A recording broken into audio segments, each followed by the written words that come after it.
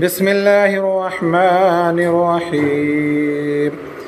يسبح لله ما في السماوات وما في الأرض الملك القدوس العزيز الحكيم هو الذي بعث في الأميين رسولا منهم يتلو عليهم آياته ويزكيهم ويعلمهم الكتاب والحكمة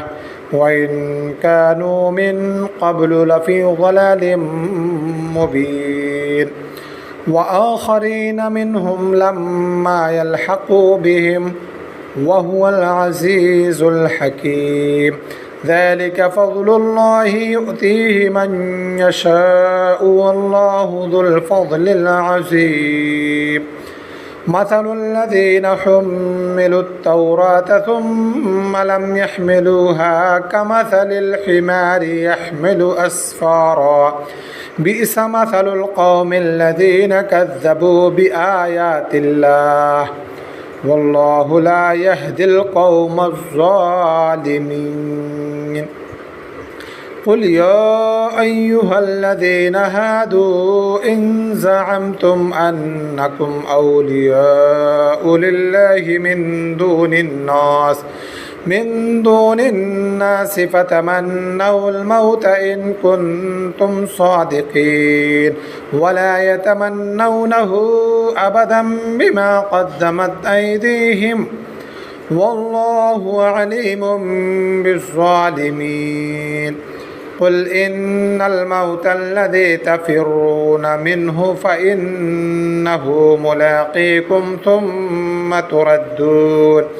ثم تردون إلى عالم الغيب والشهادة فينبئكم بما كنتم تعملون يا أيها الذين آمنوا إذا نودي للصلاة من يوم الجمعة فاسعوا إلى ذكر الله وذروا البيع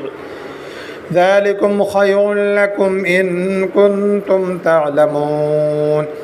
فإذا قضيت الصلاة فانتشروا في الأرض وابتغوا من فضل الله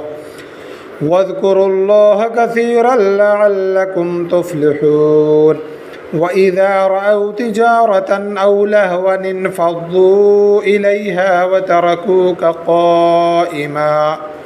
قل ما عند الله خير من اللهو ومن التجارة والله خير الرازقين.